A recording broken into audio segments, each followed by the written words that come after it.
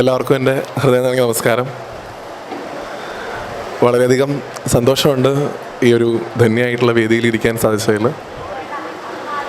ഗുരുവായൂരപ്പൻ്റെ മുമ്പിൽ ഗുരുവായൂരപ്പൻ്റെ പരമഭക്തരായിട്ടുള്ള നിങ്ങളെ ഓരോരുത്തരെയും കാണാനുള്ളൊരവസരം സമിതിയുടെ 13ാം വാർഷികാഘോഷവുമായി ബന്ധപ്പെട്ട് നടക്കുന്ന ഗീത അമൃതം ഞാൻ യജ്ഞത്തിലൂടെ സന്ധിച്ചു. അത് ഗുരുവായൂരപ്പൻ്റെ അനുഗ്രഹമായിട്ട് കണക്കാക്കുന്നു. അതിന് ഗുരുവായൂരപ്പനോട് നന്ദി പറയുന്നു.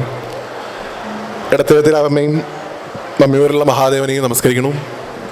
ശങ്കര ഭഗവത്പാദരുടെ കാൽക്കൽ നമസ്കരിക്കുന്നു. വേദിയിലുള്ള ഗുരുജനങ്ങളായിട്ടുള്ള ആളുകളെ മുഴുവൻ നമസ്കരിക്കുന്നു. ഏതാണ്ട് ഗീതാപാരായണം മുഴുവൻ കഴിഞ്ഞ സമയമാണ്. ഗീതാസാരമാണ് സബ്ജക്റ്റായിട്ട് പറഞ്ഞിട്ടുള്ളത്. സമയം 30 മിനിറ്റാണ്.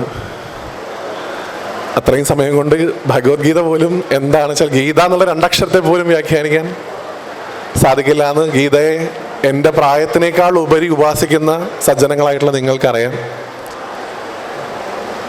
എങ്കിലും ഗുരുവായൂരപ്പനെ അനുഗ്രഹിച്ച് എൻ്റെ ഒരു ചിന്ത അത് മാത്രം പങ്കുവയ്ക്കുക എന്നേ ഉദ്ദേശിക്കുന്നുള്ളൂ.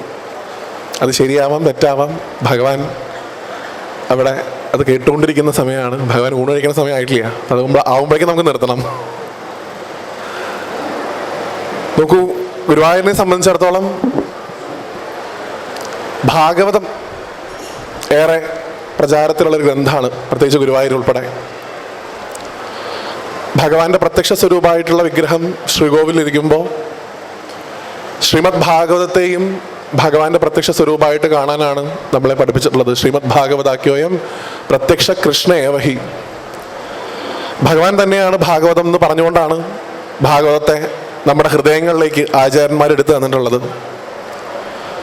ഗീതയ്ക്കുള്ള പ്രാധാന്യവും ഗുരുവായൂർ അത്രത്തോളം ഉണ്ട് എന്ന് മനസ്സിലാക്കുക. ഭഗവാനാണ് യഥാർത്ഥത്തിലുള്ള ഗീതാസാരം. ഗീതാസാരത്തിന്റെ മുമ്പിലിരുന്നുകൊണ്ടാണ് നമ്മൾ ഗീതാസാരത്തെ കുറിച്ച് ഞാൻ സംസാരിക്കാൻ ശ്രമിക്കുന്നത്. ഗീതയായിട്ടുള്ള അഭേദ്യമായിട്ടുള്ള ബന്ധമാണ് ഗുരുവായൂർ ക്ഷേത്രത്തിനുള്ളത്. പൊതുവിൽ നമ്മളെപ്പോഴത് ഭാഗവതത്തിലേക്ക് മാത്രം കൊണ്ടുപോയി കിട്ടുന്നൊരു രീതിയുണ്ട്.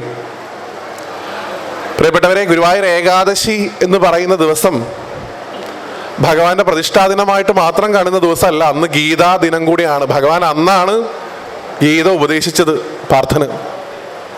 ഗുരുവായൂരപ്പൻ ഇവിടെ വന്നിരുന്ന ദിവസവും ഗീതാദിനാണ് എന്നുള്ളത് ഓർക്കണം. അതാണ് ഗുരുവായൂരിന്റെ ഒരു പ്രാധാന്യം. ഗുരുവായിരിക്കുന്ന ഗുരുവായൂരപ്പനാണ് പാർത്ഥന് ഗീത പറഞ്ഞു കൊടുക്കുന്നത്. സകലത്തിൻ്റെയും ഗുരുനാഥനായിട്ടുള്ള മമ്മിയൂരപ്പൻ രുദ്രഗീത ഉപദേശിച്ചിരുന്ന സ്ഥലവും ഗുരുവായൂരാണ്. ബോധ്യം ഉണ്ടാവണം.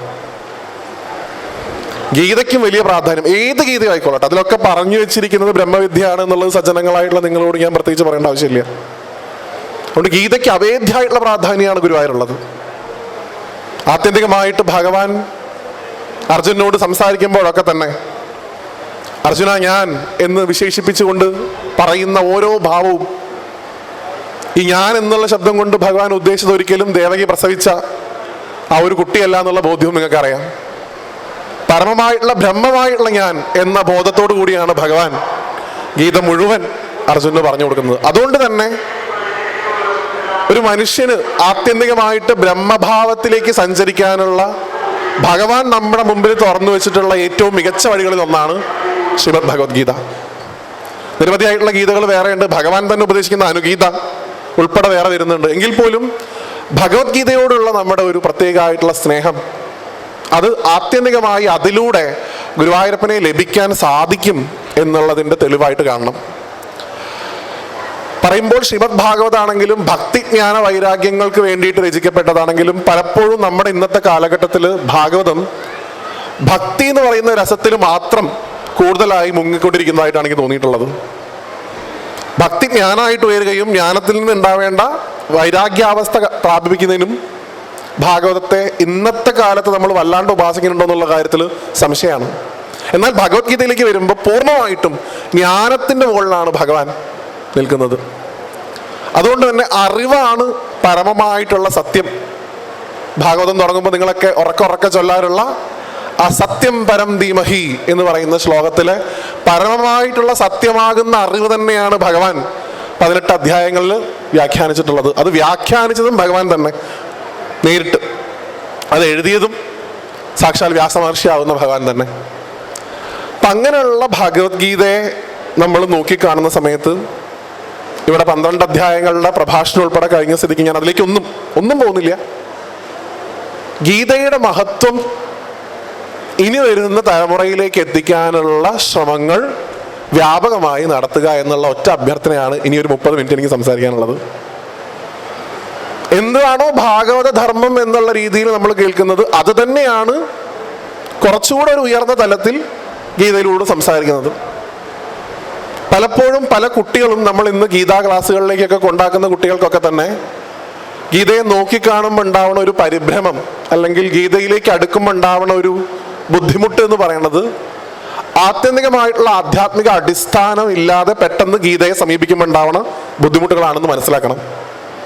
അതുകൊണ്ട് ഗീതാധർമ്മം സമൂഹത്തിലേക്ക് എത്തിക്കാൻ വേണ്ടി ശ്രമിക്കുന്ന നമ്മൾ ഓരോരുത്തരും ആധ്യാത്മികമായിട്ടുള്ള അറിവുകൾ കുട്ടികൾക്ക് ചെറുപ്പത്തിലെ പറഞ്ഞു കൊടുക്കാൻ സാധിക്കണം നമുക്ക്. അതുകൊണ്ടാണ് ഭഗവാൻ വിഭൂതി യോഗത്തിൽ ഇവിടെ നേരത്തെ നിങ്ങൾ തന്നെ ചൊല്ലി, യജ്ഞങ്ങളിൽ വെച്ച് ഞാൻ ജപയജ്ഞമാണ് എന്ന് ഭഗവാൻ തന്നെ പറയണു. യജ്ഞങ്ങളിൽ വെച്ചിട്ട് ഏറ്റവും കേമപ്പെട്ടത് ജപയജ്ഞമാണ്, എൻ്റെ നാമങ്ങൾ ചൊല്ലുന്നതാണ്. അത് ആത്യന്തികമായിട്ട് ഒരിക്കലും നിങ്ങൾ കരുതരുത് കുറേ തവണ നാമം ചൊല്ലുമ്പോൾ ഭഗവാൻ എങ്ങനെ വന്നിട്ടോ എൻ്റെ നാമം 1000 തവണ ചൊല്ലിയല്ലോ എല്ലാവർക്കും എൻ്റെ അനുഗ്രഹം ഇരിക്കട്ടെ. അല്ല, ആത്യന്തികമായിട്ട് അവനെ തന്നെ ശുദ്ധീകരിച്ചുകൊണ്ട് അവനിലിരിക്കുന്ന ഭഗവാനെ കണ്ടെത്താനാണ് നാമത്തെ ഉപയോഗിക്കേണ്ടത്. അല്ലാതെ 1000 തവണ ചൊല്ലുമ്പോൾ ഭഗവാൻ ഇഷ്ടം കൂടുതലും 12 തവണ ചൊല്ലുമ്പോൾ ഇഷ്ടക്കുറവും ഇല്ല എന്ന് മനസ്സിലാക്കുക.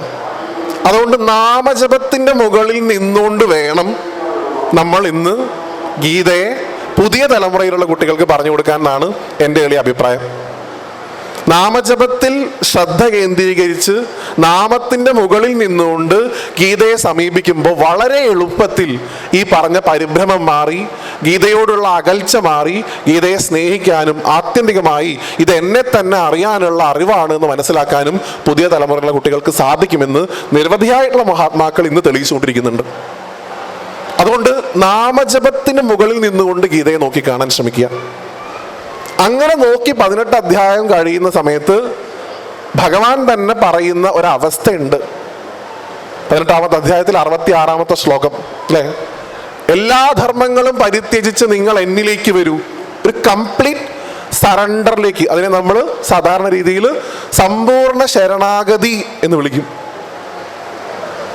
അത് ഏറ്റവും കൂടുതൽ നിങ്ങൾക്ക് കാണാൻ സാധിക്കുന്ന ഒരു ഭൂമിയിലെ സ്ഥലത്താണ് നിങ്ങൾ ഓരോരുത്തരും ഇപ്പം ഇരിക്കുന്നത് എന്നുള്ള ബോധ്യം നിങ്ങൾക്ക് ഉണ്ടാവണം. ഇവിടെ സമ്പൂർണ്ണ ശരണാഗതി കാണണം. നിങ്ങൾ ഒന്ന് പുറകിലേക്ക് നോക്കിയാൽ മതി. ആ കൊടിമരത്തിന്റെ പുറകിൽ ആ വലിയ ദീപസ്തംഭത്തിന്റെ അവിടെ കാണാം എന്താണ് യഥാർത്ഥത്തിലുള്ള ശരണാഗതി എന്ന്.